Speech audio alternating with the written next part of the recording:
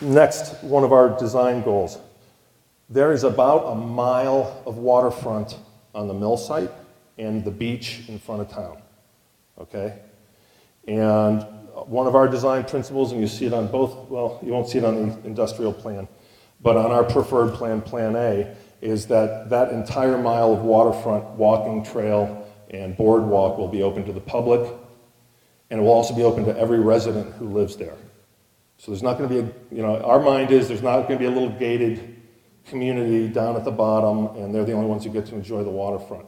This is all about walkability, and it's not just because we're nice guys, it's because we want people that aren't on the waterfront moving to Port Gamble to be able to enjoy the waterfront too. And that's just smart stuff. But it also creates a benefit for folks that are visitors because it will be open to the public. And beach access and walking access in this peninsula, it's kind of hard to find. And 1 mile of beach access with one project. Okay, the last thing is, a lot of folks have asked about Port Gamble for their retirement. And I couch that carefully. I think it's going to be a great place to be a non-retiree or a retiree. But I'm sorry, and maybe this is upsetting to neighbors, I don't want this to be a quiet place to while away your last years. That's not what Port Gamble was when it was really thriving. And we want this place to be fun, we want it to be interesting, we want it to be beautiful, and we want it to be as good for your head as it is for your eyes. And so we have lots of ideas and we have lots of programs to think about to make this really a fun and interesting place. When folks say, I want a quiet place I say, go across the bridge. Keep driving. Just keep driving. That doesn't mean it's loud and obnoxious. It just means there needs to be a pulse because that's what that place was. If you went there in 1880, if you went there in 1920, if you went there during World War II, no one was napping in Port Gamble. Okay, it was a working town, and it is still a working town. There are 25, 35 small businesses there today, and we've replaced all those mill site jobs with family-owned businesses today. Okay, but what about the hard stuff? What are the things you need to take care of? What are the things you need to provide stewardship for? Number one on the agenda of concerns beyond along with the historic character is water quality in Gamble Bay. And by the time we're done with this, and this thing is built, and our environmental cleanup is done, the story for Port Gamble Bay is going to be very, very optimistic indeed. So right now, Port Gamble, like most historic towns, like Paulsbo, like Kingston, like Bremerton, none of the stormwater is treated. None. From the existing old towns. It's direct discharge right into the water. And when we're done with Port Gamble, the existing homes, the mill site, that'll all be treated, and that does not happen today. Cultural resources, both native and non-native. It's a big deal, and it's an important deal to get right. There was native habitation on this site. There was most of the mill site is on fill, but there was a small spit, and there was documented habitation there. You have to be very careful. We're going to have a cultural resource expert help guide us. And what they do is they look at all of the documentation that are in libraries, archives, tribal archives, and it may be a case where we actually have to do borings and field tests to make sure we know that we're not going to be jeopardizing or compromising any cultural resources. Again, the New England character, it has to be amplified. It's not going to be Disney. We're not Disney guys. But it has to be amplified and it has to be cared for and complemented. And then traffic. Traffic is always a hard issue. No matter what we do, there will be more cars on the road. Okay? But the number of cars that come from Port Gamble are fractional compared to the number of the cars that go on this state highway, which is a major feeder line to the Olympic Peninsula. So when you see growth over the next 20 years, absolutely, some of it's going to be from Port Gamble.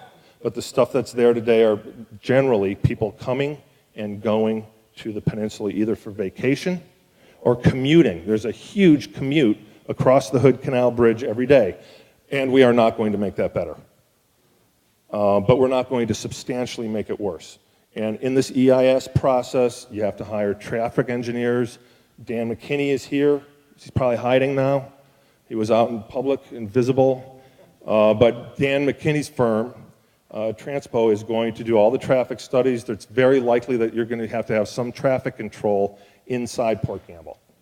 So there's going to be a light. There has to be something. And right now, and frankly, we've been lobbying the state of Washington for years to do some kind of traffic control at the 90-degree bend, because at least 4 or 5 times a year, somebody just flies off. They just go flying. And, but we have never, and something needs to happen there, but the state has never agreed to put any traffic control into that 90-degree bend. There will have to be that when Port Gamble gets developed. Sustainability, I'm not an expert, but we know experts. And that is an emerging field, and that is one of the main disciplines that we have on our team, is to look at sustainable practices and sustainable design. And I would love for this old town to teach the new towns a trick or two. So let's get into the plan. This is Plan A. We have 2 plans. And so the way we organized, and just to get the planners to start to get your head around it, is we organize things in districts and sections, and each one of them has a distinct purpose, and each one of them has something, a distinct future. So we'll start in the very southwest corner, which is the agricultural district. A lot of people don't know it, but that field up there, Babcock Farm, was historically a part of the town's story. The Babcocks came from Maine, and that farm serviced the town with dairy, produce, and oxen. We're done with oxen. They're out. Oxen are gone. But we still have the farm. And today we have someone there that's raising all natural beef. We have 40,000 square feet of greenhouse. And what's in today? What's in today in the world? Organically grown, locally grown. That is going to be the anchor of the town's sort of sustainability and feed yourself. So we have big aspirations about turning, that's an acre of greenhouse and 30 acres of pasture into something that produces food. And it is just absolutely the best winery site up at the top of the hill, just absolutely. I don't want to keep coming back to wine, but wine's important. Okay, so then moving into the residential area, which is the area of fields, and many of you will mourn the loss of those pretty fields. But those fields were covered with homes back in the day. And if you look at some of the sloping hills, you can see how they were benched out to make room for lots of mill worker housing. And that's where people are going to live. And those homes, somebody had made a comment about McMansions. This is the anti-McMansion. Okay, these are going to be small, New England-style homes, just the way they were, except we're going to have the flush toilets in these ones. We're going for that. All the upgrades. So, but I mean, that's what the character of the place was. Big McMansions would be an atrocity, and they aren't going to happen. Okay, so, and besides, look at lifestyles today. Who wants it? Who wants it? There will be incredibly tight covenants to make sure everybody, A, builds in accordance with a New England character, and there will be an architectural review committee, and there will be very tight controls on whatever builder comes in here. Moving into the commercial. The commercial district is going to be kind of what it is today. We also call it sort of the arts and entertainment district. And you know, a lot of that stuff is happening now and has come to town in the last 10 years. The theater's open. We have a great quilt shop. We have a great fabric shop. It's a great place. There's 3 great places to eat in Port Gamble today. 10 years ago, there were not. And they've got 2 museums. We have wedding venues. We have people there all the time now. We've brought some of the pulse back to get ready for the future. And then that idea of really people-centered activity, the idea is that that's going to spill down the hill to the waterfront and onto the mill site. So I want to talk about the mill site and what we thought about when we laid this out.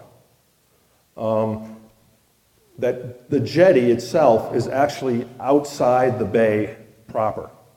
It's actually outside the bay. And that point to the far east, Sue, down, right there. That's actually the opening of Port Gamble Bay, right there.